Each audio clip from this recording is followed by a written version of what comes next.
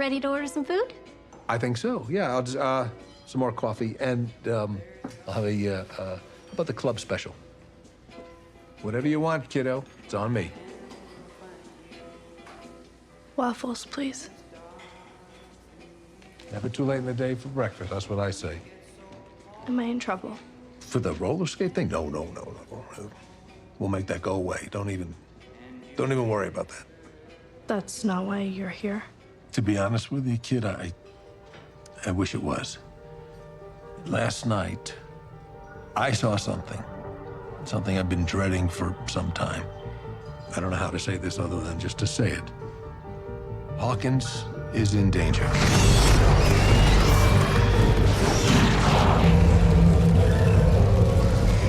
You have fought this evil before, and you've won. But this evil, it's like a virus. Each time it returns, it comes back stronger, smarter, deadlier. A war is coming to Hawkins. Stranger, danger, talking stranger things. Together, forever, we're loving stranger things. It's Stranger Things Forever. Rewatching season 4 from the start to the finish. It's Stranger Things Forever. Every podcast we do will cover just 10 minutes. Stranger danger everywhere. I hope that you people still care. It's time for me to do it. Let's get to it. Come on, everyone.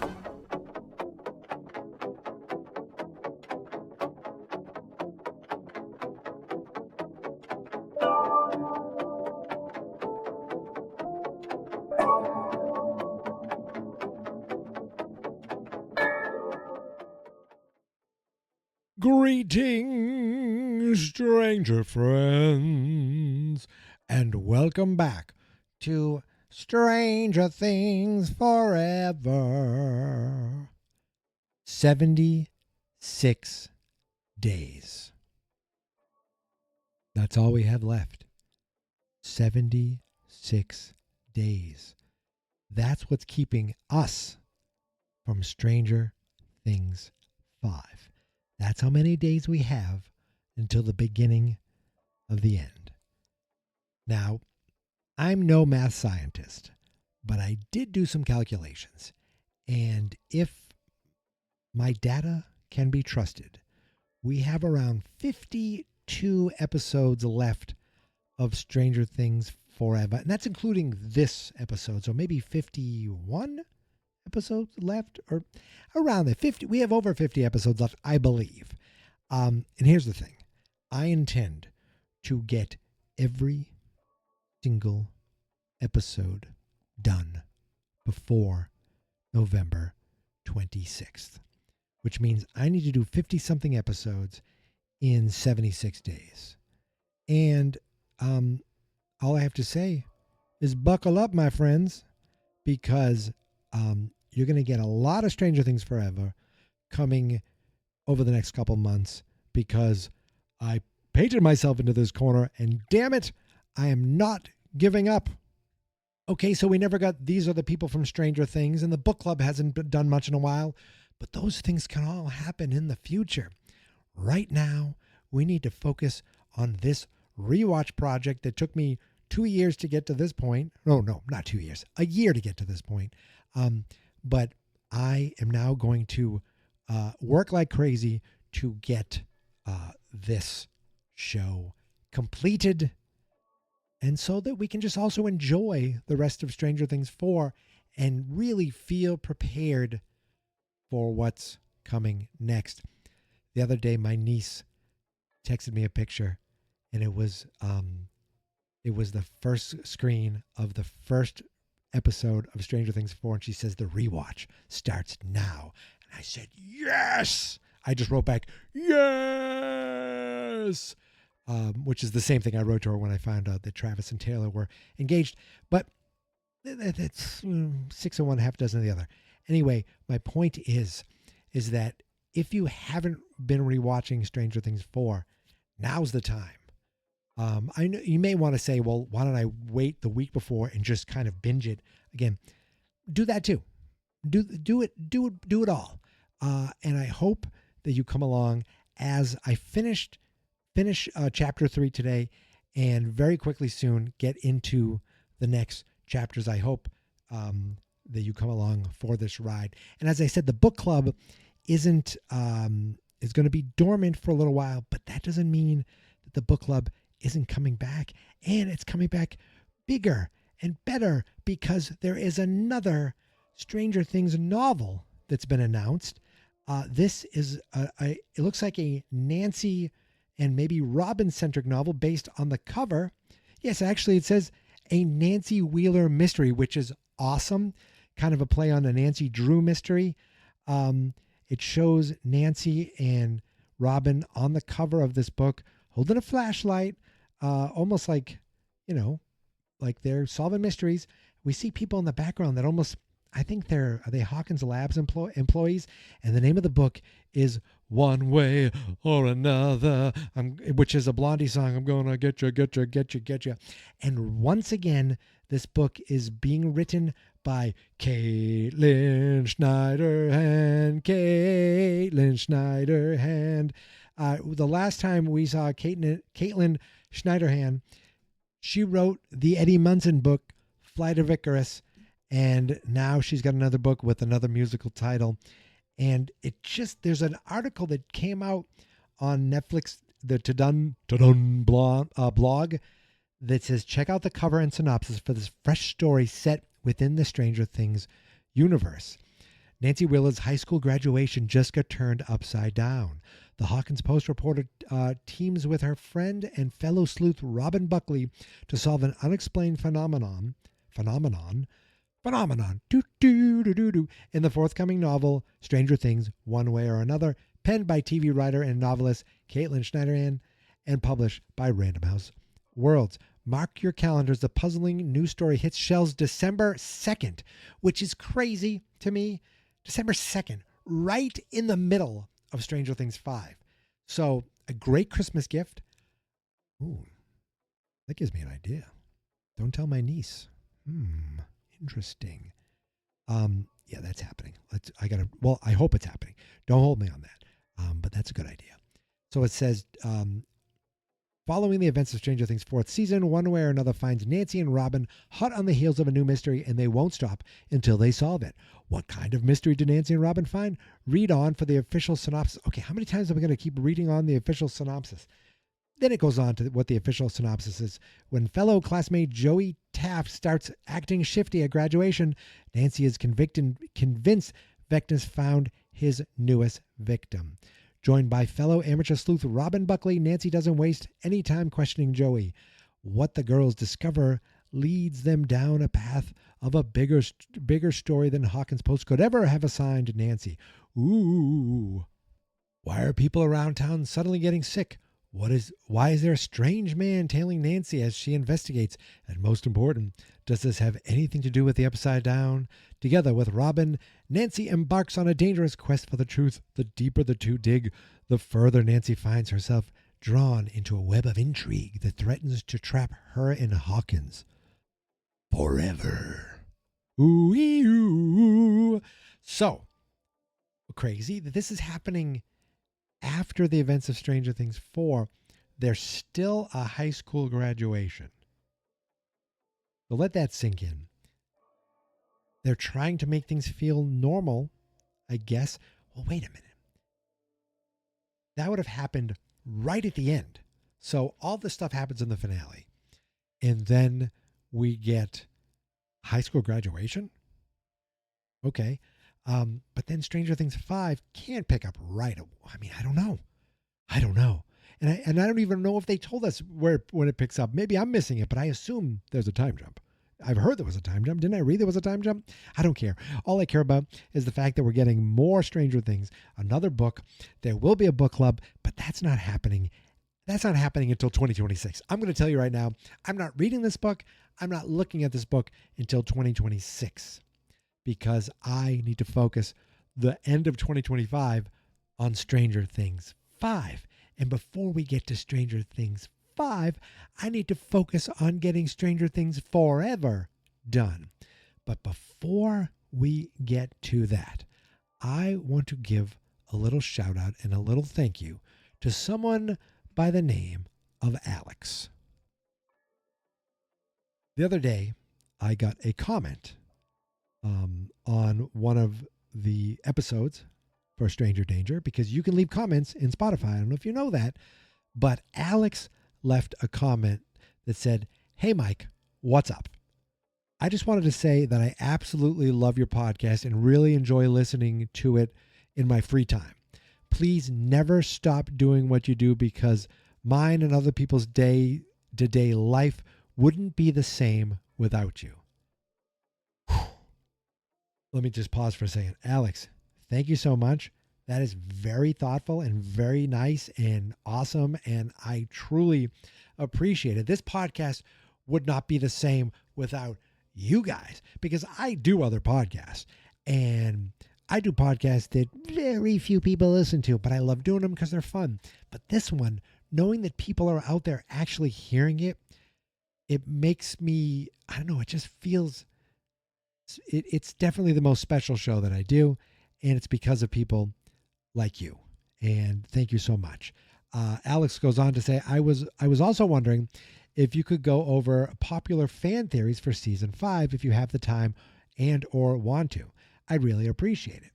Anyway, have a nice day, and I hope to see a new episode of Stranger Things Forever. You are seeing it, Alex. You're seeing it right now. So he brings up an interesting thought of my thoughts on popular fan theories, or go over popular fan theories. Here's the thing, Alex. I have to be honest with you. I don't know what the popular fan theories are. I'm sort of in a weird bubble where I don't listen to a ton of other podcasts on Stranger Things, or really any right now. And I'm just kind of hyper-focused on my thoughts. And I would love to hear other people's theories. If you want to comment and leave a couple of what you've heard, or if you know of any or a link to anything, you could leave a comment in the show on Spotify. You could email strangerdanger@fansnotexperts.com, or you could even go to strangerdangerpodcast.com, and there's a button there to leave a voicemail. Stranger Danger Hotline, you can always leave a voicemail as well. So I'd love to hear what people's theories are, and just kind of, bounce just like off the top of my head, kind of give my thoughts on those. That'd be really cool. And Alex said, anyway, have a nice day. And as I said, hope to see a new episode of Stranger Things Forever. Well, it's happening. It's happening right now. So it's crazy. Alex wished for this, and the wish is coming true. So I'm not saying that I'm like a wizard or a genie or anything, but if I'm making one podcast wish come true with this episode, I think I've done my job. Except I really haven't done my job, because the job of this podcast is to talk about the next final 10 minutes of episode 3, The Monster and the Superhero, chapter 3, The Monster and the Superhero. So thank you, Alex. Thank you so much. I truly, truly appreciate it. And now, without further ado, let's go back to the monster and the superhero.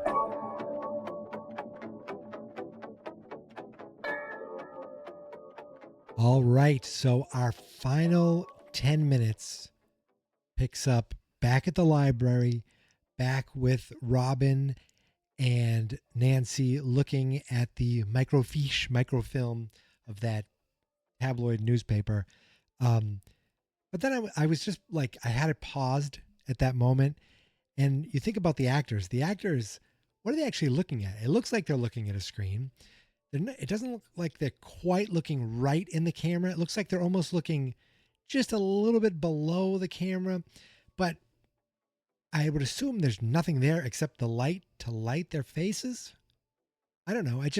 These are the kind of things I think of, especially when you're examining something at just a few minutes at a time, which, if you don't know, and I'm sure I've mentioned it here multiple times, I just on my flagship quote unquote podcast, Geek Mentality, just did over 30 episodes of Jawgust for Golden Jawgust, celebrating the 50th anniversary of Jaws. And with that, I talked about 4 minutes of Jaws every day in August. And basically, I copied that idea from what I'm doing with Stranger Things Forever, which, of course, I copied from an idea that someone does the minute-by-minute podcast for movies. If I did a minute-by-minute podcast of Stranger Things, I'd be here literally forever. And there's no way that I'd be able to catch up in time for Stranger Things 5. Even if I did it every single day, maybe if I did it every day from the end of Stranger Things 4, I would have done it. It would have been quite an accomplishment. And yet it would have been like this minute, because it's all about like instinct. I'm not doing any research. I'm not thinking, well, the actor here was saying this. And a lot of those minute by minute podcasts, they definitely seem to have knowledge about things. And me, I'm just watching it and enjoying it like you guys. So they're saying that Victor hired a priest to exorcise the demon from his home. And I like that Robin said, oh, that's, it's pretty novel considering The Exorcist wasn't even out yet. The Exorcist book, I think, was in the 70s as well. Obviously, the movie was. It is one of my favorite horror movies of all time. A couple of years ago, I read the book, and the book, even though I knew the movie fairly well, the book was so great to read. If you're into scary books, the book holds up. It was awesome. And obviously it's definitely something that Robin, I bet you she read the book and loves the movie as well. So they mentioned that, Victor claimed the exorcism failed. It's because it wasn't actually an actual demon from hell, Victor. He says, but it angered this demon, and which then murdered his family, removing their eyes. Sound familiar, everybody? It said Victor believed he was spared as a punishment. And Nancy's like, that's pretty convenient for Victor. And Robin is like, yeah, or super inconvenient, because he was legally declared insane, and they didn't go public. There was a plea bargain. The records were sealed, and they're like, well, what if the demon did actually invade Victor's home? Except this demon wasn't any old demon. It was Vecna. And this, again, they're calling it, what is it, a demon wizard or wizard demon? I mean, when you think of demon, I think my first thought is supernatural and demons from hell.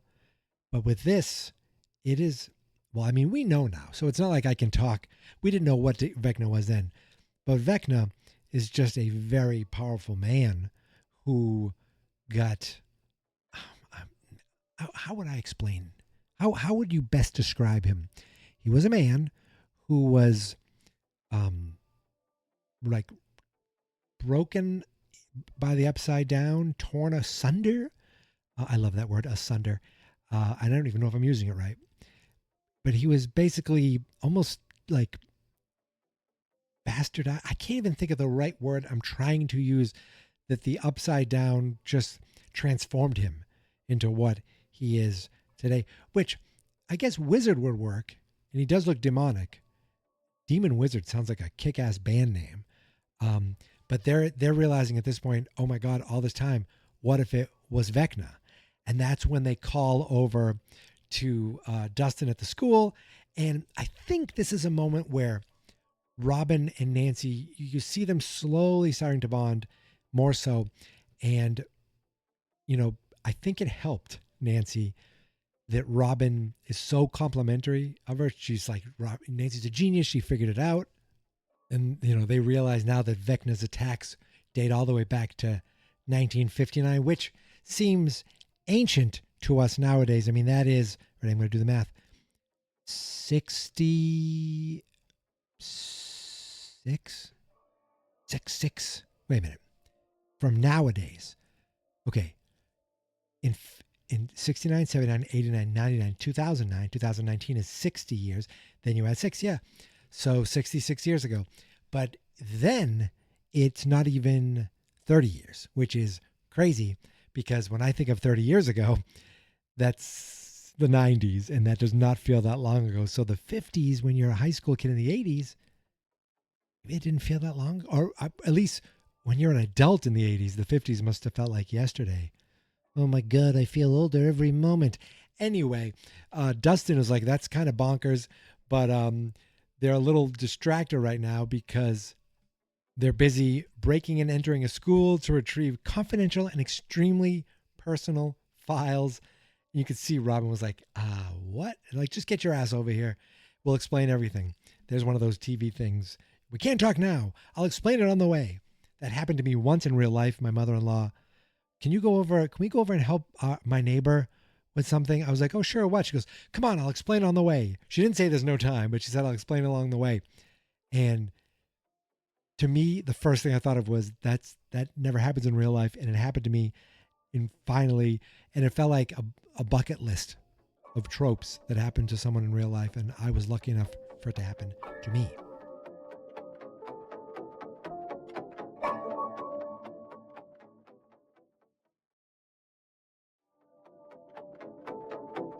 So we leave Robin and Nancy and stay with Dustin and Steve and Max as they break into Miss Kelly's office. And this is when they find out, she sees the files, and Chrissy, not only was Chrissy seeing the guidance counselor, but so was Fred. And, at this point, this is before we don't actually see it yet, but you have to imagine Max is like, well, I see her too. Maybe she hasn't put two and two together yet. I know she will in a couple minutes, but at this point, and here's the thing, I don't know if Steve or Dustin know that she's seen the guidance counselor yet. I don't remember, and nor should they know because it's none of their damn business. So we jump over to the basketball squad of Jason, Lucas, Patrick, and that other guy. I will never learn his name. I don't know it. I can't think of it. I didn't look it up. And therefore, he is always the other guy. And you could see they're like gearing up to go cause some trouble with Eddie. Because remember, Lucas said he knows where he is. And we know that Lucas knows where he is. So we know that he's not lying, that he knows where he is. We're just hoping that he's lying to these guys. I wonder if you guys, or if everyone kind of figured out there's no way Lucas could not have turned. There's no way he could have done this, right? Like you're hoping beyond a doubt. And, Jason's like, we'll get in there, we'll flank his ass from both sides. That freak won't know what hit him. And then we see him walking in the woods. We see them all walking in the woods towards a cabin. And I don't know if I figured it out at the time, but it's like, well, Reefer Rick, he lived by the water, but it wasn't like a cabin in the woods. It was a street. It was a regular neighborhood. So it's not like they're doing a tremendous job of hiding it, but it's actually almost like they're revealing it slowly. And if you are a keen viewer, you could maybe figure out, wait a second, this doesn't seem like the same place, which of course we find out later, thankfully, that it wasn't. So then we go all the way over to California, and we're at a quaint little diner with Eleven and Dr. Sam Owens. And this is where we get like the one of the best parts of this 10 minutes. It's also a scary part, but you see that, he's saying to her, sorry, I didn't mean to scare you, but you got yourself in a little predicament, huh? And I love that he's like, I sent you to this place in California to, I thought it was a small town, dull, far from Hawkins. Nothing could possibly happen here. And he brings up the roller skate. But it's nice that he's like, we'll make that go. We'll make that go away. Don't worry about it. It's not a big deal. So he, the waitress comes over and is like, do you want any food? He will have the club special. And I guess they shut down this diner or figured out a place where no one else could go because Owen's guards are outside, or two of his guys are outside, I guess making sure no one else will get in. And I love that Eleven, of course, orders the waffles. Why wouldn't she?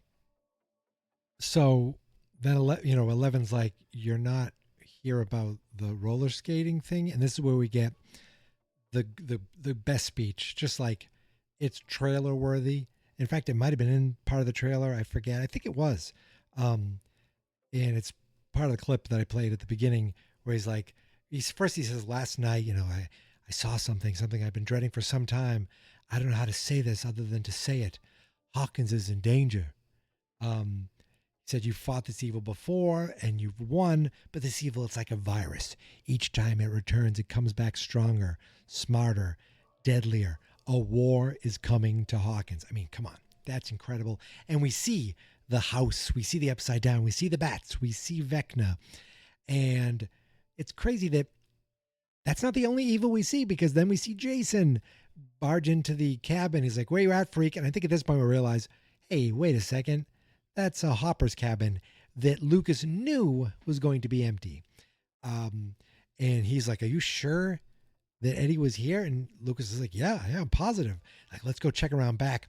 And I love that when they go check around back, Lucas finds the point to back away and run off, and it's done. It took 3 episodes, but Lucas is no longer part of the basketball squad. Thank God he is separating himself from them. And I love that when we see him running, it's at the same time where Dr. Owens is saying, there are good people, brave friends who have helped you fight your battle in the past. And it shows him running because he's trying to help them all. It shows Hopper doing push-ups in his prison cell. It's like all these guys, all these people who are working, and Eleven doesn't even know they're all working together, but they're all kind of working, even though they don't even know that they're working together. They're all kind of working towards this goal to fix things. So I love that he's like, I know it's not fair to ask more of you. I wouldn't be here if I didn't think this was the only way.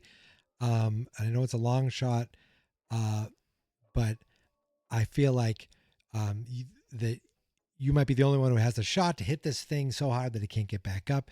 And she leans in and she's like, I don't have my powers. And then he goes, what if I told you there was a way to bring them back? And the music starts kicking in, dee, and we see little shots of him like pulling out the world's oldest laptop computer, the first. I wouldn't even call it a laptop. It's a portable computer, but it's definitely not a laptop. And he's clackety typing away. I love how fast people type. But he goes, I feared this moment would come, so I've been preparing, developing the means to restore your abilities. And we see the screen for the first time. And it says, new message. User Sam Owens, authorization code, the U.S. Department of Energy, intranet electronic mail. Yes, and webmail. Yes, there was electronic mail and email in the 80s. I don't know if it was, I guess this would be on a satellite, so maybe it was possible. But he is sending it to Dallyrac, Dallyrac. Subject, Nina. Aha, this is the first time we're seeing the word Nina. Asset compromise. Pentagon involved. Has not located dispatch field team attempting immediate retrieval and extraction. Implement communication lockdown and prepare for acceleration of Nina timetable. End message. Oh my goodness gracious. It's like, who's he sending a message to?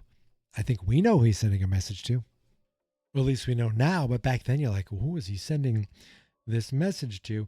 And are they in their laboratory right now and they get a you've got mail? Do you remember that? Is that over people's heads? You've got mail. America Online, huh? So he's still talking to her, how he said, that I've been preparing, developing the means to restore your abilities. A program has the potential not just bring them back, but bring them back stronger than before. But there are others who don't believe in you, who think you are the cause. I believe they're wrong. I believe you're the cure. I love that. And then they show the General Jerkface in this helicopter, the guy who obviously came to Owens in the first place, who triggered Owens to get into action. He's like, that's why, if we're really going to do this, I'm going to ask you to leave with me now. And then we jump quickly over to to the other part of California, back to the Byers house, and you can see that Jonathan is trying to get in touch with his mother. The reservation's under Byers, but he's not making any luck. Now, she left the hotel information.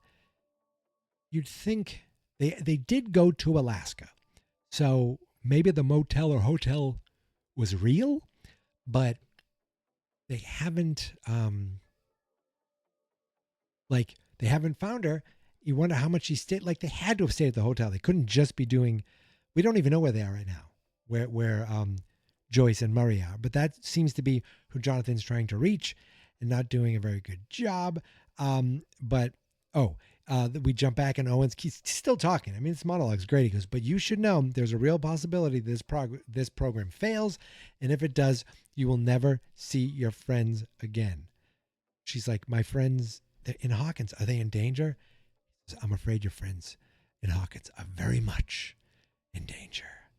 In the eye of the storm. You may feel you need to go to them, but if you do, you will risk everything. You will risk everyone. And he says, they're not the only ones in danger. It's life as we know it. This is why I'm here. So he's believing this is an end of world situation. He goes, but I believe that you are our best hope, our only hope. And she's like, but what if I'm not good? What if I'm the monster? And he's like, I don't know. I don't know you that well, but I'm betting to bet the fate of the planet that you're one of the good ones. I love that. I wrote some of these down. As you can tell, I'm kind of reading it almost verbatim. But he goes, you spend too much of your life being told what to do by people like me. I know that. So on your word, I'll take you home, or you can come with me now and find out for yourself. And of course, then the waitress comes over, and we don't, she doesn't get her waffles. That was my first thought, was she didn't even, like, can we wait 5 minutes? I'll eat my waffles, then we'll go. I mean, it's 5 minutes is going to make a difference. It really isn't. I'm hungry. I'd be so, oh, can we at least get the waffles to go? Maybe something? Nope. So while that's going on, we get Max in the guidance counselor's office, and she is looking at the files, and she's reading things that she realizes are kind of same things that have been happening to her, things they went through, nightmares, headaches, nosebleeds, all these things that she's like, oh shit, it's happening to me. And as the episode ends, as Owens has said, come with me now, find out for yourself, we hear like the dong. We see the car going away with she's in the back seat. And I thought to myself, I wonder if she should have been sleeping, but if she was sleeping in the back seat after a long day, it would have almost made her feel like a little kid, which she is, she's a high school kid, but the fact that she's awake made her feel more badass. Like, I'm determined. I'm doing this. I don't care how long this day has been. I'm awake. Let's go figure this out. So while that's going on, we jump away back to Hawkins High School, where we hear the clock chiming, the ticking, and Max gets up. Now, is she actually up, or is she in the room still? Is it in her head? I don't remember. But she gets up, she hears the clock, and she starts following it down the hall, and she turns, and in the hallway, within the lockers, we see a grandfather clock set in the wall, and then you just hear Max, and then you see Vecna's face real quick, and boom, that's the end of the episode. No buzzer. We didn't hit the timer buzzer because this comes in right under the 10-minute mark, and that is the end of Chapter 3, The Monster and the Superhero. So listen, the road to forever starts next week. I've waited too long to get another episode up to you, and now with, time ticking, like a grandfather clock down the hallway ticking at me, it's time to get to work. And it's time to continue this. I want to get all of this done. I'm going to get all of this done so that we can all get ready for Stranger Things 5 together as Stranger Friends. So I wouldn't expect any book clubs for the time being. I feel like the book clubs will come after Stranger Things 5, unless, of course, I get really ambitious and get this done early and we have some time to kill. But I have a feeling, that I'll be getting out a few episodes per week, getting us closer, getting us to the big kickoff. I cannot wait. And again, I love that it's happening during a holiday weekend so that it allows us time to watch these episodes. It allows me time to get these recordings done. And I feel like I've said it before, but I feel like I'm going to watch the first episode and do the first episode of Stranger Danger right away so that I can get something out to you guys right away to enjoy, and then go back and watch the other episodes. Then come back and start putting them out. But I'd love to watch the first one going in blind to the rest of the season. And by the time I record it, you guys will probably be way ahead of me. But I think that'll be fun. But I can't do it for every episode. I have to go just binge the rest of the part they put out. I just can't wait. I cannot wait. But we have to. We still have a couple months to go. Remember, it was like, hopefully this year, hopefully some year. Now it's only like months away. We can feel it. We can feel it in our bones. And I'm excited that we do have definitely a novel to talk about. But again, it's not part of Stranger Things 5, so it's probably going to happen after. But I'm looking forward to all of that and keeping Stranger Danger alive forever as well. I want to give a shout out again to Alex for that awesome comment. Thank you. If you do listen on Spotify, you can actually leave comments on any episode directly in Spotify, in the app, or on the website.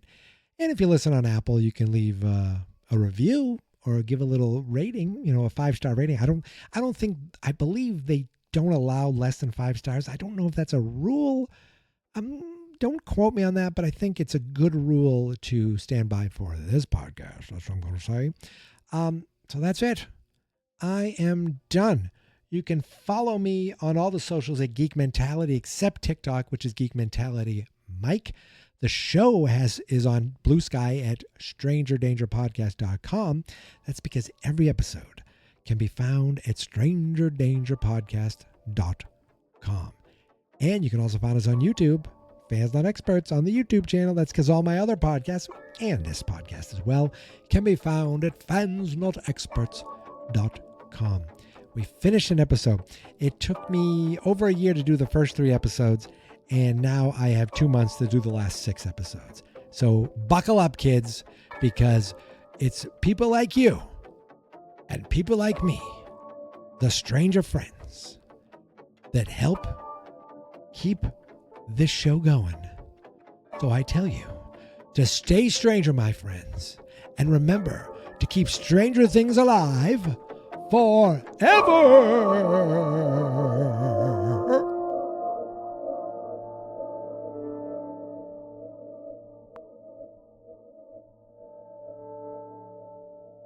Fans Not Experts.